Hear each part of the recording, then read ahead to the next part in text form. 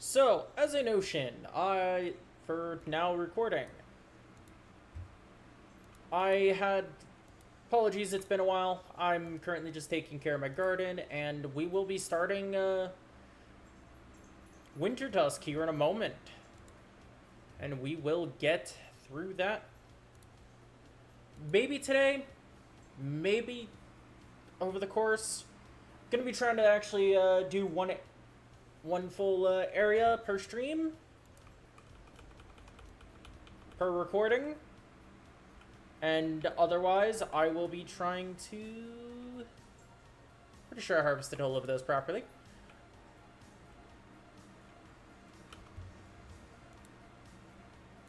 Grisselheim.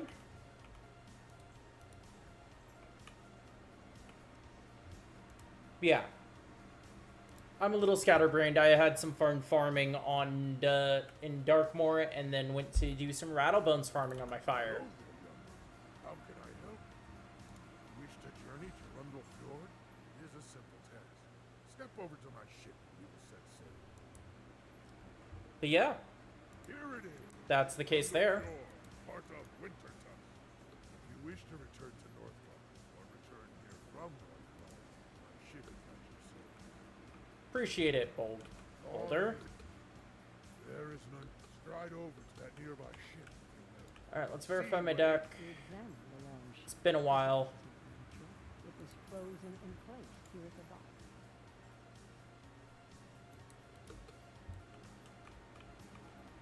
Then where do I go? These warriors were frozen in their tracks. This is my death, All yes. magic is at work here. That is correct, Antonio.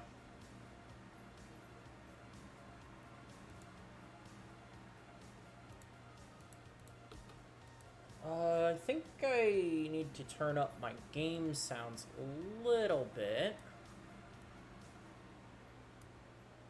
And turn down browser music a little bit. Shuffle, loop. Playlist, there we go. Why do I not have Quest Helper? There are I others think who my could have game done is this, bugged. but I'll wager that the Coven is behind this dread ship. Ill-doing at the docks can only be a sign that further mischief is afoot.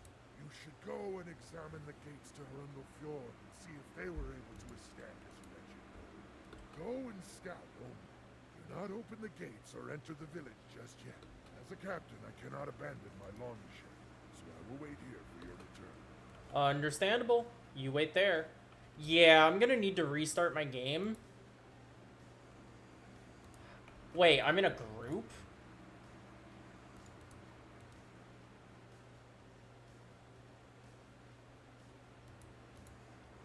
No, I'm not.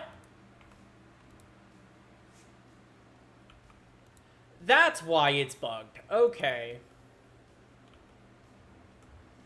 The gates are closed and appear to be locked, like the cold silence radiates from within the village. Gotta talk to Boulder, and then I gotta defeat some Frostbones.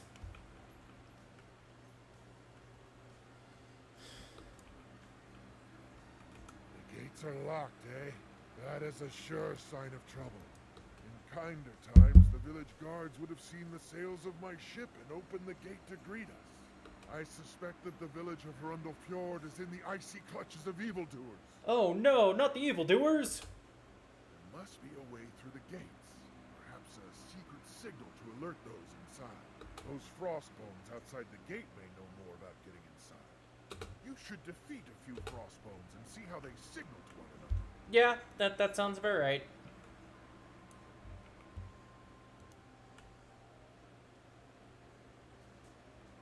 I don't need that. Technically, I don't need all of the blades, but... Let's see. Blade, crow, blade... Blade.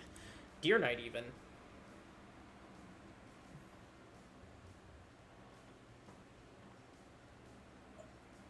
Ow!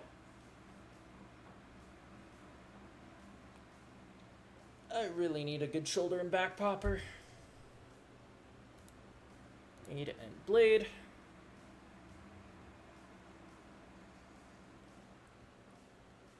I generally end up preferring to go through Winter Tusk right after Dragonspire, just to get me up to level 60. But even if this area only gets me up to level 56, I am fine with that. It's definitely not going to only get me up to 56. I know that without a doubt. I'm also happy that these guys kind of got nerfed. Their health. It really did. There's in total around 100 and... Not 100. 776,000 XP from this world alone. Between main and side quests.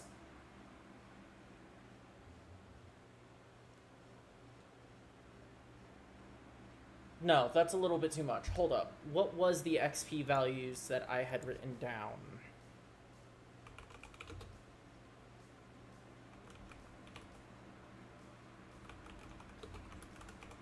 As you defeat this Frostbones, it signals its allies by banging its sword. More of them bang their shields in reply. It is a code of some sort.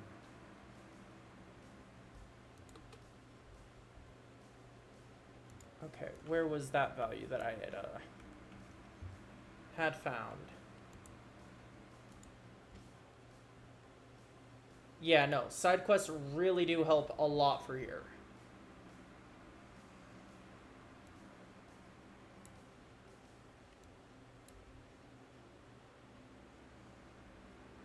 For Winter Tusk, the storyline quests give 259,570 XP in total. For the side quest XP in total, it's 223,910. In total, 48,000? 482,000... 200, no, 380 is how much this world alone gives for XP. I have it written down.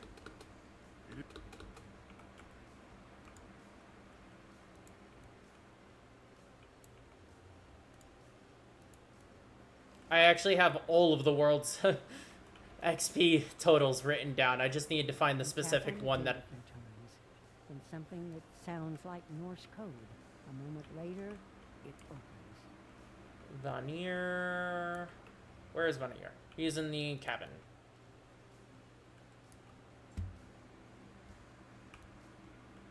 Vanir is frozen solid. You should tell Baldur the bad news. Kind of. I mean, the most common thing is farming couch potatoes for, which drop a total of 3 mega snacks, which is 40, 45, and 50. Fancy Yogurt, Captain Cantaloupe, and Golden Wheat Bread. Those can be farmed in Grizzleheim here, or Chrysalis, or not Chrysalis, Mirage. Much common in Mirage. Almost all of the enemies in Mirage drop them. There's a few enemies in Mirage that also drop Evil Magma Peas, which drop 5 total Mega Snacks. Fancy Yogurt being 50, Mystic Dragon Fruit 45, Captain Cantaloupe 45, Cherry Tomatoes being 40, and Golden Wheat Bread being 40. There is also apparently a plant that costs gold that you can farm for Mega Snacks, but I think they're only the 25 ones, which is still not bad. It's renewable gold.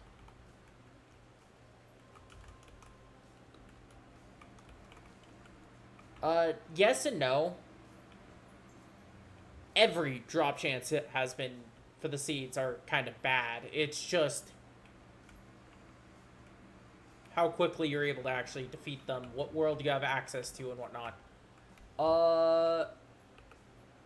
She is right over there. She is from this sigil. remember correctly, more in here is death. I'm gonna need to add a prism.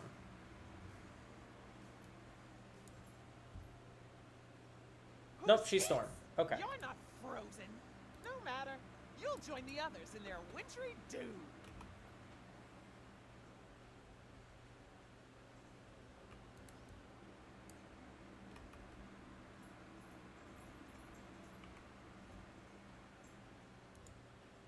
Okay.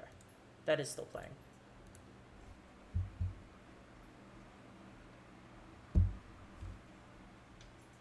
Yeah, I can say without certain that it does have better drop rates for couch potatoes and evil magma peas, but it's not the best.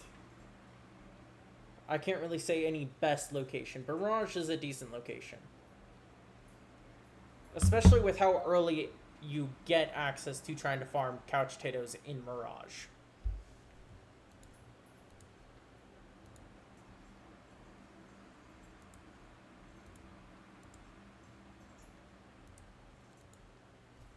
I will say this, if you are planning to make a Death Wizard, though, there are 3 things you need to do pretty much immediately before then. Mirage is 120 to 130. Technically. Because it is Chrysalis, Polaris, then Mirage. You need to get yourself a death pet with an AoE spell. The Gloomy Eye pet is one of the best, if not the actual best death pet to get first, starting out. Oh my god, no!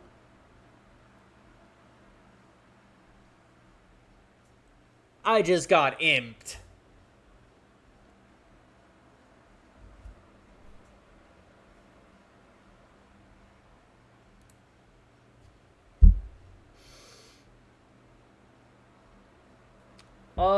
The Gloomy Eye, I think, is Ancient, specifically, to give the, AoE. I believe it's Ancient to get the AoE.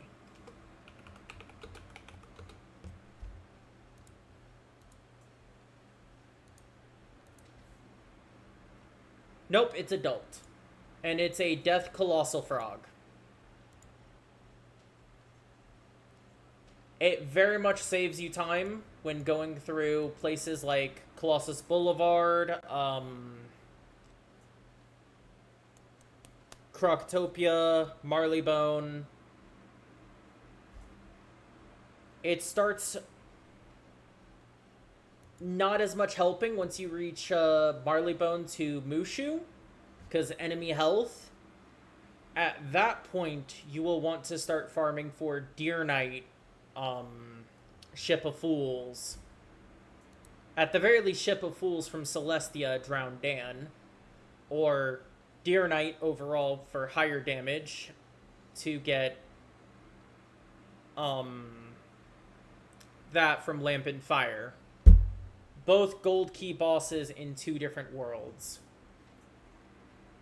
You can farm on a different wizard, thankfully, because they drop as spellements, which can be transferred over to your wizard that you want it on.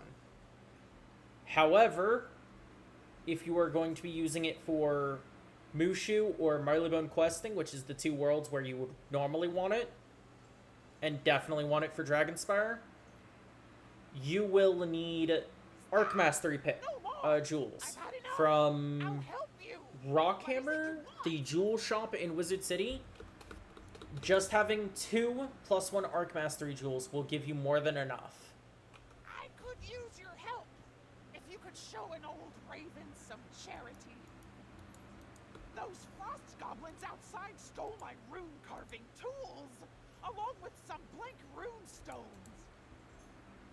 If you go and get those things back to me, I'll carve you a nice runic charm to bring you good fortune.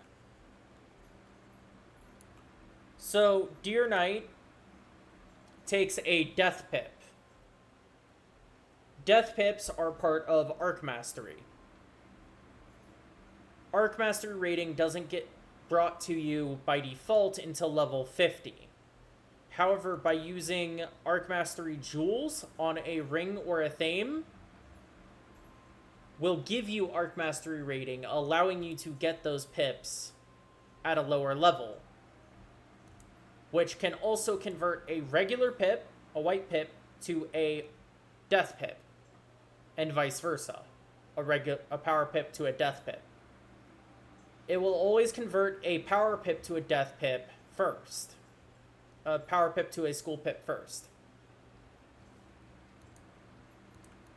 So with running in Mushu, Marlebone, Mushu, Deer Knight is not from Lore Master. It is from Lambent Fire, a fire gold key boss in Avalon, Crystal Caves.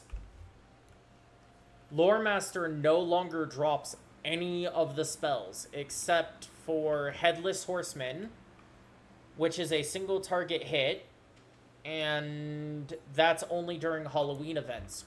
Which, might I add, I believe there is a Halloween event technically going on right now with all the Halloween packs being in the store.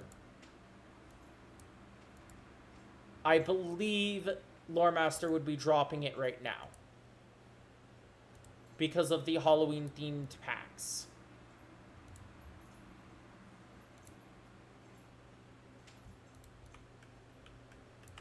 Things happen. Oh, whoops, I accepted her side quest. I didn't mean to... Fudge this. I'm relogging my game real quick so I can fix that group issue. Because it should not persist when swapping characters. It should not persist.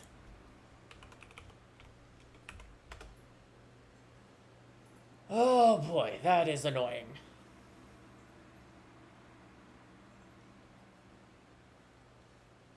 On that note, I'm gonna go refill my water. I will be back in a few minutes.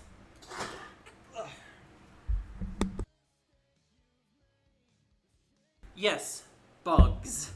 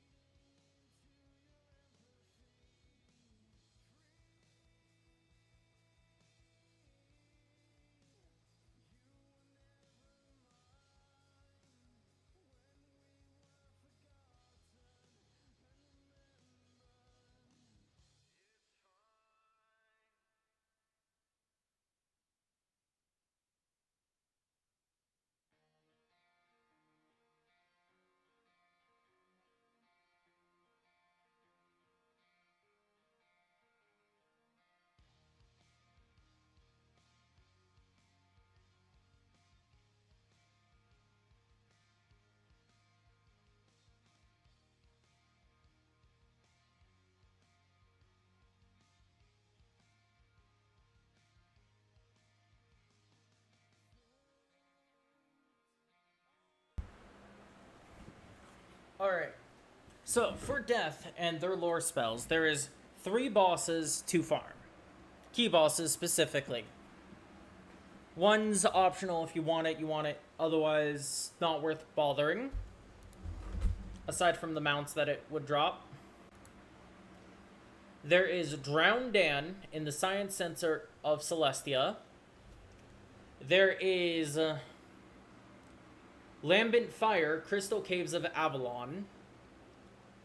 And there's Ixcac's Cursed Wing in the... I don't remember specifically where, but in Azteca.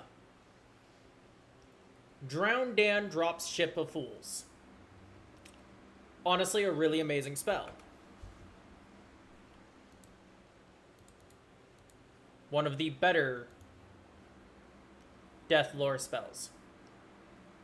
Lambent Fire drops Deer Knight.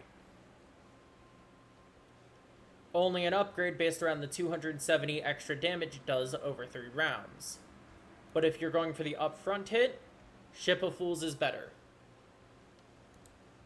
Lastly, and I don't have these other 2 spells, is Headless Horseman and Lord of Night. Lord of Night drops from Ixcac's Cursed Wing in Azteca. Headless Horseman drops from Lore Master, but only during specific Halloween events. Alright, now I can change my quest.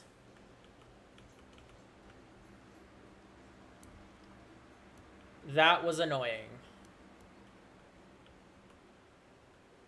You collect the steaming geyser water in the urn Morn gave you.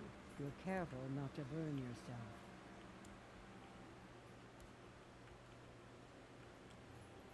Out of everyone, I would honestly say Lambent Fire is the absolute easiest to Pour farm. steaming geyser water upon the frozen thing. In a moment or so, he is free from the ice. What it... Now I am soaked and steamed. It is really My interesting. state lacks dignity, but I am grateful to you for my freedom. I don't recognize you, but you're clearly a wizard of some sort. You freed me, so I will trust you.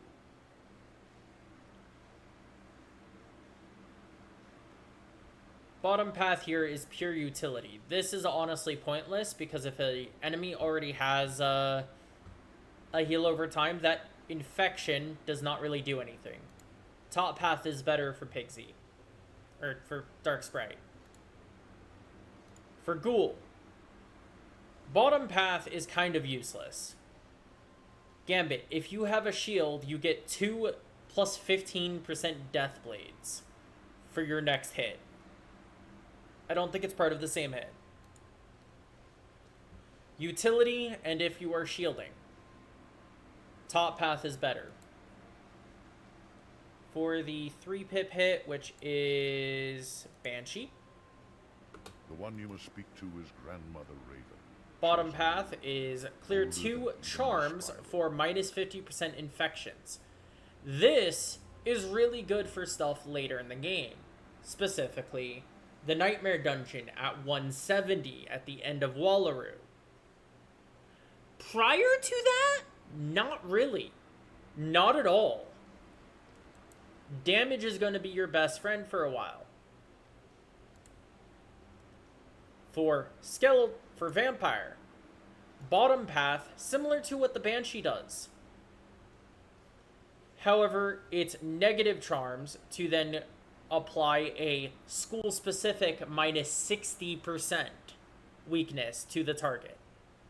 This one is actually broken all around. PvP, not PvP in general, if you can get that off, and then the turn they're hitting. This is good for, once again, Malice, the Nightmare Dungeon at the end of Wallaroo, level 170. You'd more often than not want to go top path for the damage. Skeletal Pirate. Clear 2 heal over times from the enemy for 2 minus 50% shields for yourself. I went bottom path for fun. And then there's Wraith. I lower damage, eventually getting back up to neutral. But gambit 2 charms from yourself to then apply 2 negative 60% blades to the target, then drain the damage. After that, it is Scarecrow. This is the one where I think they messed up. Let's go ahead and take a look, shall we? 530 damage, so you lower 60 damage from that, eventually getting up to be only a 20 lower. However, selected enemies. You can manually target to either target 1 or all 4. However, because it is manually selecting the targets, you are dividing the damage you deal. So let's say you were going to deal 530 flat damage to a single target. You then select 2. That damage is fully split. 265 damage to both targets. Split it to 3. You're then splitting the 530 damage 3 ways. Split it to 4. 530 damage 4 ways. It gets worse and worse the more you split it. Top path is what you want. You never go bottom path for this, despite the utility of clearing charms for negative wards.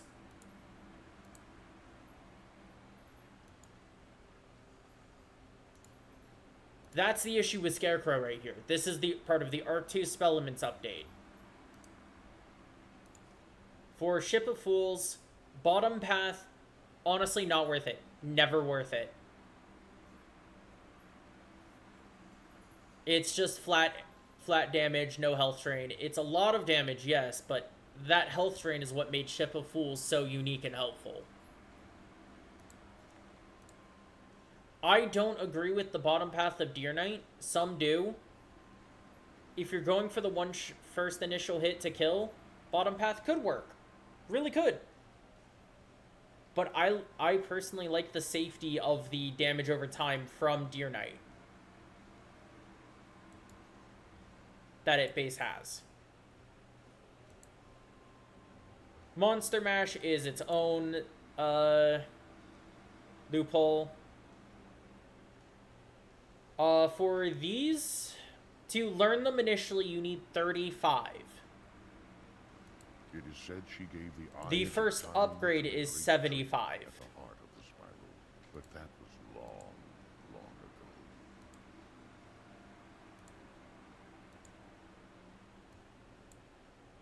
I need to send some of these over to my other wizards.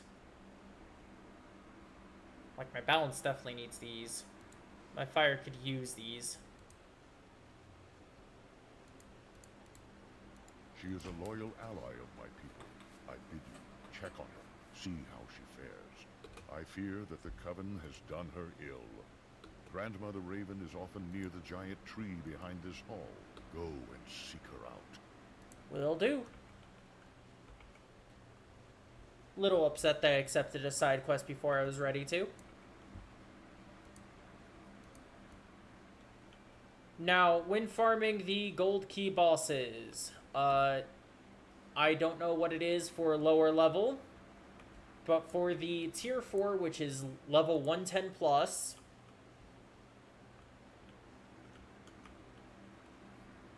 Greetings, that's understandable. At long last we meet. I have long watched you as you made your way through the spire. But I know for level 110 plus, which is tier 4 of each of the key bosses, you are guaranteed to get 14 random spellements every single run. I celebrated your victories, and I hope that my counsel reached you in your journeys. You find me at a disadvantage. Though the ravens are all my children of a sort, some of them are quite wicked. The ravens of the Coven are especially untrustworthy. By the way, if you were paying attention to any of the dialogue going through the worlds up to Chrysalis right now, you'd recognize this voice actor. They are the narrator of your thoughts throughout the game.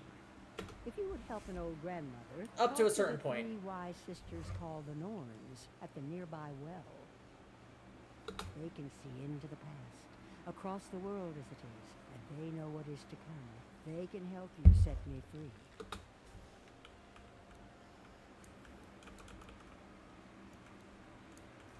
Hi, Norns. I am Erd, the one who knows all that has happened to you before this day. I am Verdandi, and there is nothing in the spiral that is hidden from my sight. I am Skald, and I knew you were coming. We Norns tend the loom of fate. Each living being is but a thread for us to weave into the tapestry of life. As an outlander, you are free from fate. You are not of Grizzleheim, so your destiny is not part of this tapestry. You alone can change the course of events and thwart the frightful fate that is to come. To free Grandmother Raven, you must do the impossible. First, fetch for us the feather of a white raven. Skogul the Pale is such a raven, with feathers the color of the Moon rather than the night dark sky.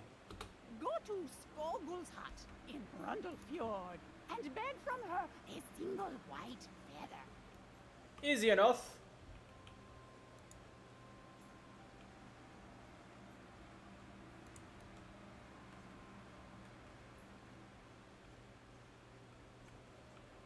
As of right now, I am using the level 50 boots gotten from the Great Spire that I plan to sell. I was using these Royal Shoes of Remembrance from the whatchamacallit, Buckingham Palace. It is an overall upgrade and a well-appreciated one. Currently, I'm using Hat of the Forlorn Watch. Tier 2 hat from Buckingham Palace. I will eventually upgrade to the Dire Chieftain's Helm in 2 levels. And I am currently using the Royal Outfit of Remembrance, Tier 1 robe from the Buckingham Palace. I will be upgrading to Chief's Garb of Blight in 2 levels. Quite massive upgrades, honestly, waiting for me. I don't care about that Garnet Claw.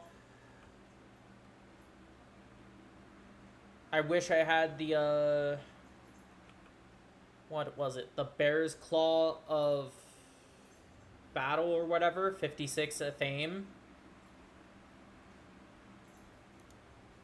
But in 6 levels, I'll be using the Razor's Edge, even though it's barely better than what I have right now. Honestly, I don't actually think I'll be using it.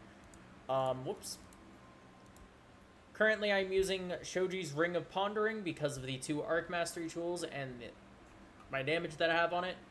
And it just comes with time, Antonio. That's all it is. It just comes with time and trying to research your own interests in it. Figure out what actually works or not. Eventually, in 2 levels, I will be upgrading to the Black Spinal of Battle. If you're from the Coven, leave me alone. To buff up my damage a lot more. Me, then welcome. The door is frozen shut. If you want to be of help, Using a Balance Mastery Amulet so that way my reshuffle can actually be used fairly easily. Despite the fact that I could use Arc Mastery pips if I needed. Currently, I am using the Mega Ghastly Opossum for the Deathblade Impossible Blade Storm or Death Spear. I upgraded from a Gloomy Eye. Yes, I did. Most of the gear that I have right now was farmed or acquired off of my Balance, Storm, Life, or Fire. Balance does the most crafting, so he ended up crafting all the gear. melt the snow in the fire pit in the market, and then bring the hot water back to pour over the ice on my door. That does not change the fact that I am also doing crafting on my death too, as a minor activity.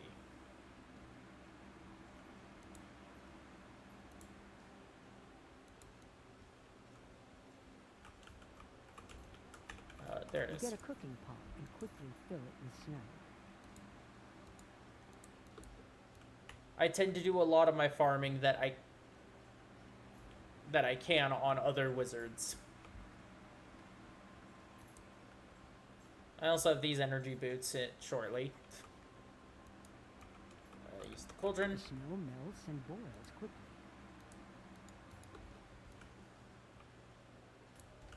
You pour the boiling water over the ice. It melts away.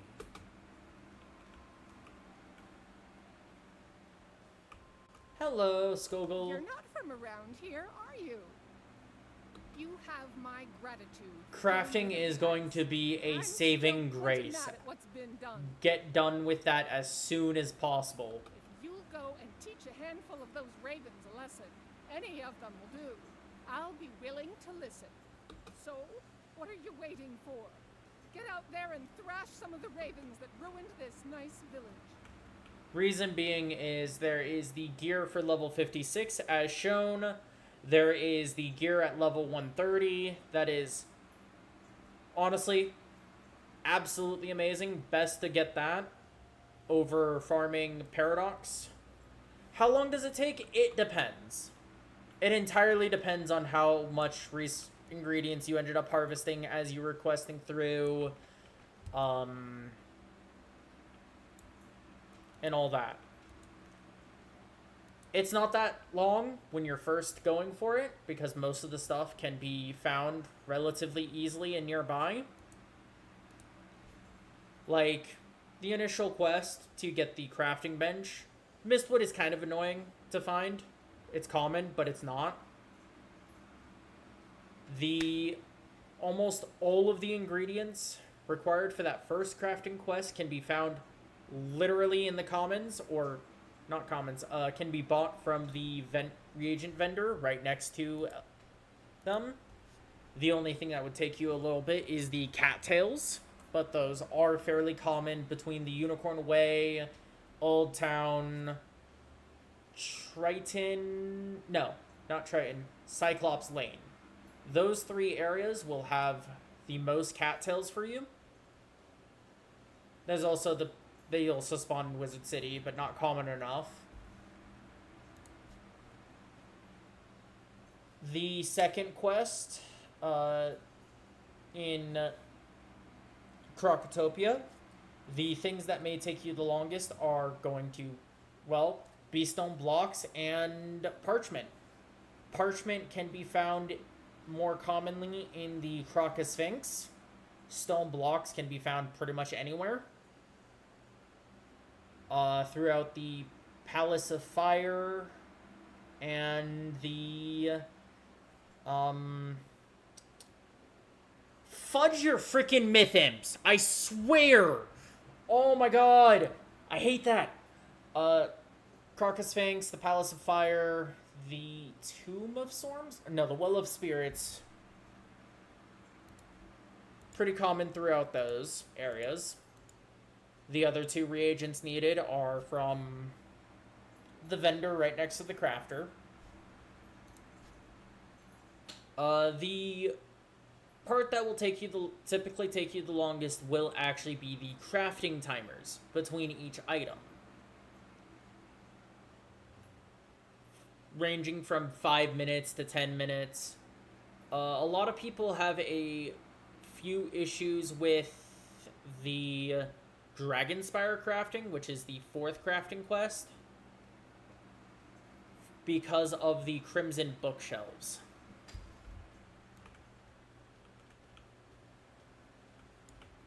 The next one being, there's a total of 4 items to craft in Marleybone, 4 items to craft in Crocotopia, 2 items to craft in Wizard City, 6 or 7? No, 5 or 6 crafted items in Dragonspire. 1 crafted item in Celestia.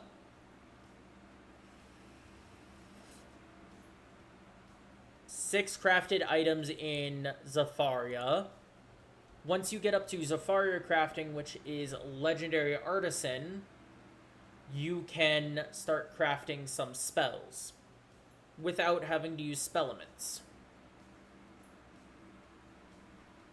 However, you need to actually be in Zafaria to reach Legendary Artisan, because it is locked behind a main quest line. If I had someone teleport me to Celestia right now, I could complete that crafting quest. But I am waiting because trying my best to not actually use other people's help on my death.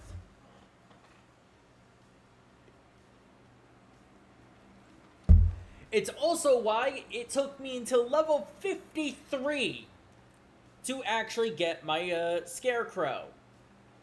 Despite the fact that I could have trained it at level 52. And I got the quest for it at level 48.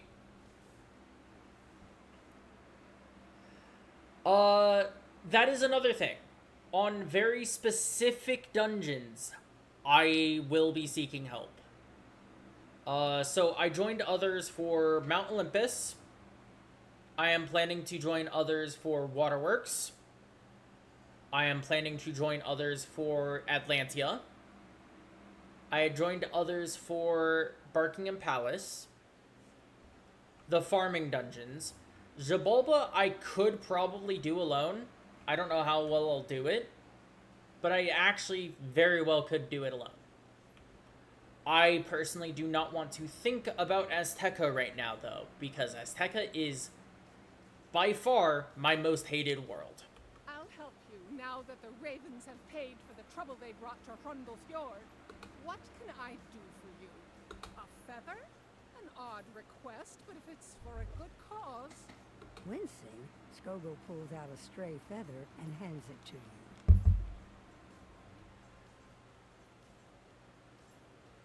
Hey, go grab this over here. Hey, no, you should go grab this over here instead. Hey, you should go back to this area 3 areas prior to go grab this, and then come back to me.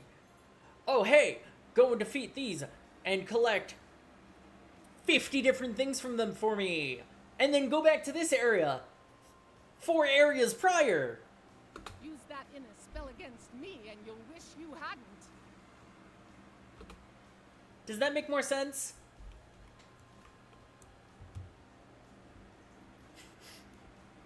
Yeah, Azteca is dreadful.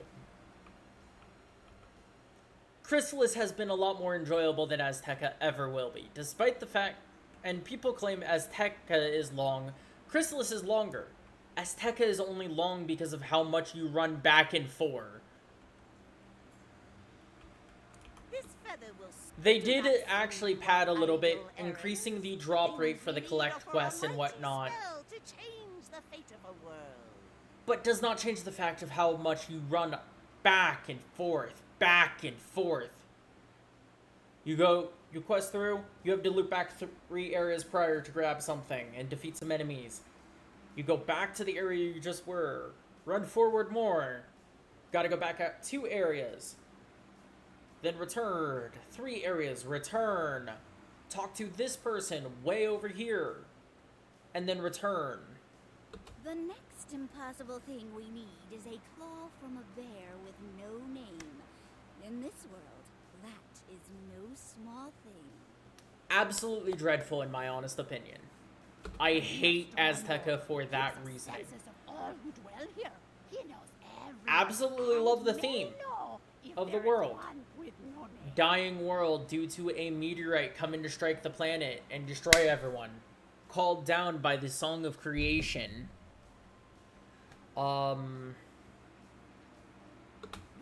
is in his hall, and he will help you find this literally going off of the theme of the dinosaurs going extinct because of the meteorites that crashed down into Earth.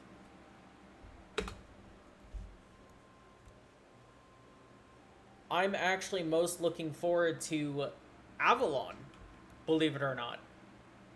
Avalon is by far my absolute favorite world.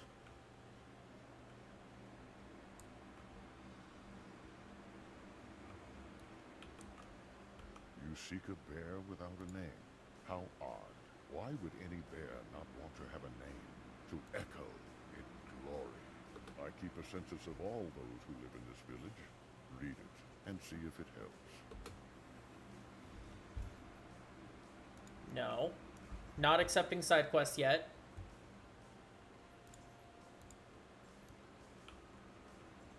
Read the census. You examine the census.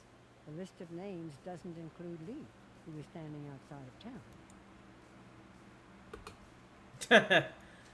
Incendiate Pendragon. Understandable.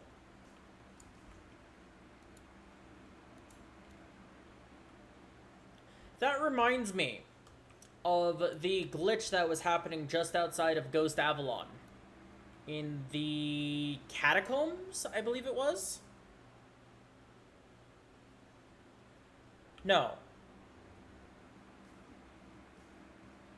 Crystal Caves. Greetings. Is it safe to go back into town? What? No name? How could they take leaf off their census? I'll have to speak to Vonnier about that. What's that? You'd like a claw? How odd. I was just sharpening my claws and the tip of one of them broke off. It must be fate at work. In that case, you should have it. Where after the challenge modes was added for after the nightmare dungeon in the end of Wallaroo was added, 5 different locations in prior worlds turned into raid areas where you couldn't use potions, you couldn't leave a mark, you couldn't teleport. Avalon was one of them, right outside of Ghost Avalon. The second to last dungeon of Avalon. The claw of a bear with no name. You are clever to win such a prize. Clever indeed. A feather from a white raven and a claw from a bear with no name. 2 of the 3 items we need are in hand. The third item is perhaps the most difficult to obtain. A tooth from a wolf who has never known battle. Yeah, I can understand that.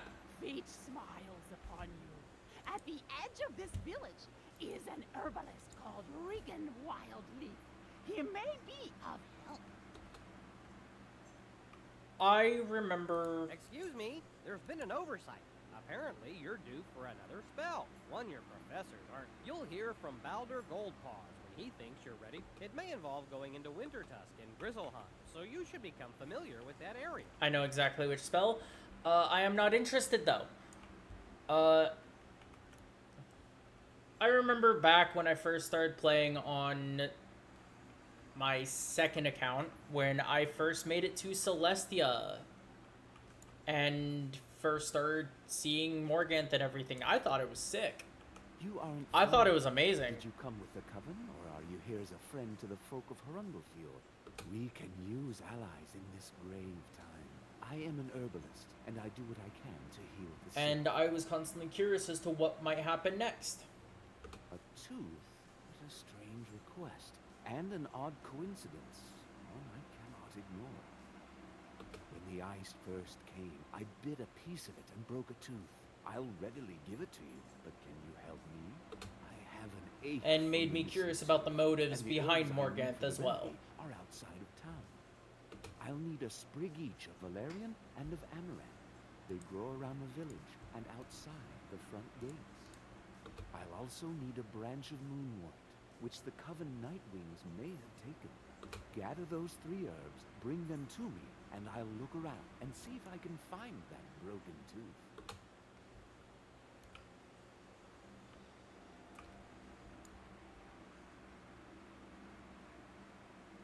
I will admit, one of my comments have actually already spoiled on what she's going to do. However, I am not going to spoil for you what exactly is going to happen to her.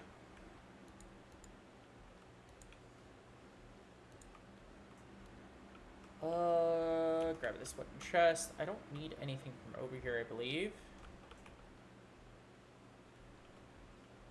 Grab this ore.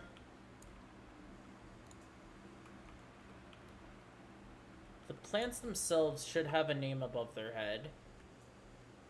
Yeah. Do I specifically need to fight the rune claws? Yeah, okay. So there's some Valerian. Let's grab this real quick.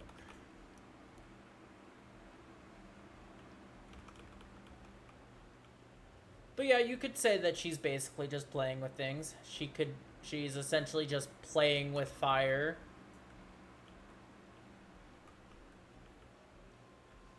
And I love how a lot of the dungeons in leading up to Chrysalis actually explain more and more of her motives, especially Avalon. So that's Valerian. There should be Amaranth over there, but I didn't see any. Let's fight these guys real quick and then go take a look again.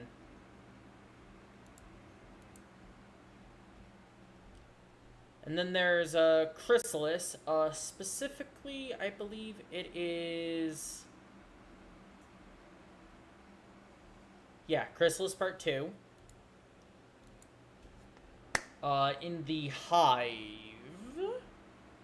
Is it in the Hive? It's in the Hive. Is it in the Hive? It is in the Hive, right? I believe it's in the Hive. Where you understand her travel up to the point where she is now. And how she became the Spider Queen. Because, fun fact, Morganth wasn't always the Spider Queen.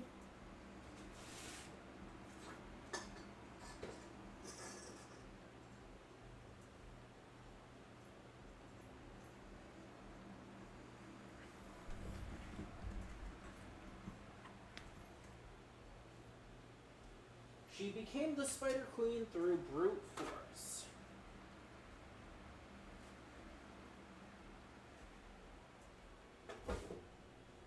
Chrysalis gives the most exposition on why she is the way she is.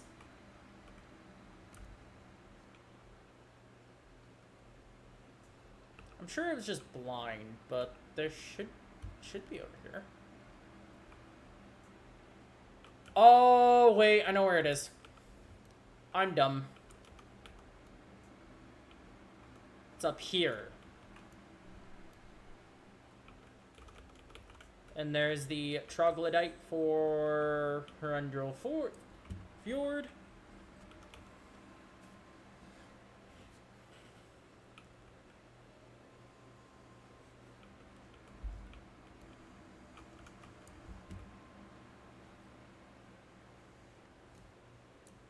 You're quite the gatherer. Those herbs will help ease the pain of his broken tooth. And here, this is for you. Regan hands you a jagged piece of broken tooth.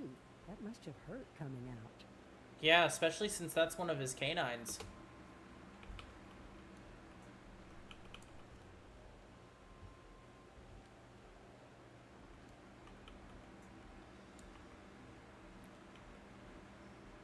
Yeah, Chrysalis, I like the story of. When I was first reading through it, I absolutely enjoyed it. Honestly, haven't read it since, so I'm happy to make a series like this, where I do read more of the dialogue. I do let it play through, so both you guys and me can listen to it once again. We have the three that cannot be. Now is the time to weave our greatest magic. Tooth, claw, and feather. These are symbols of our people. Good Yet idea. Each comes from a source that cannot be. You must bind them with the thread of your life and weave them. I would into the recommend watching it tapestry that is after Grizzlehide's finishing face. Chrysalis, though. Take feather, claw, and So it tooth. all makes sense rather than anything Tie spoiling into you. your thread, you will know it, and return to us.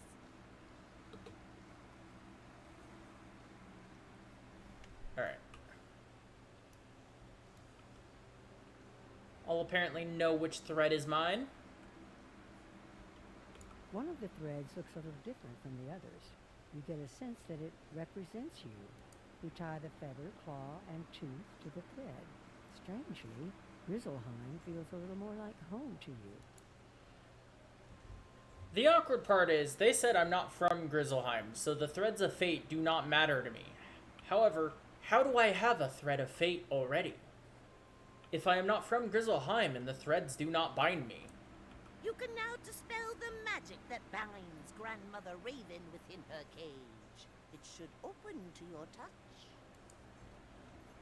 That's one of the convoluted things that I've never understood here. Part of the story.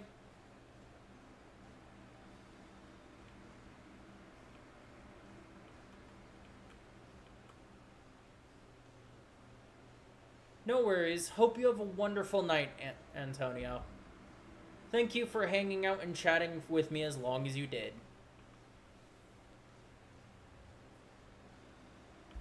Free from that cage. Now I can take on my true form. Do not be afraid. Walk up the ramp so that I can see you, eye to eye. Alright, so I am 47,000 XP.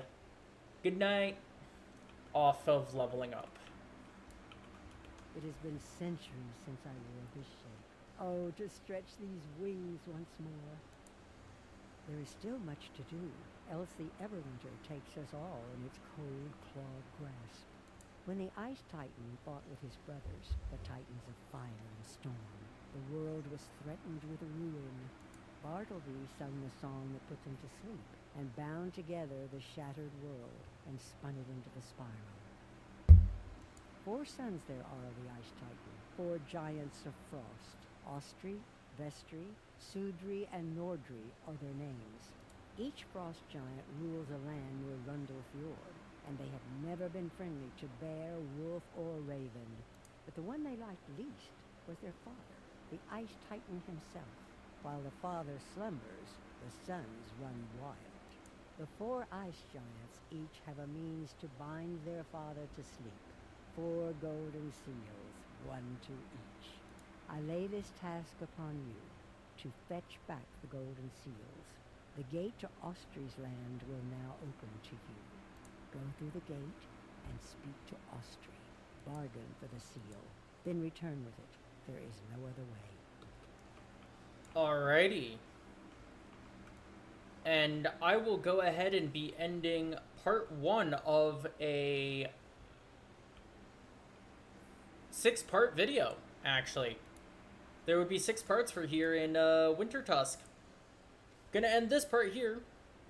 Make sure you check back for the next video. I will be uploading them over the course of either the next few days or the next few weeks. I am not sure.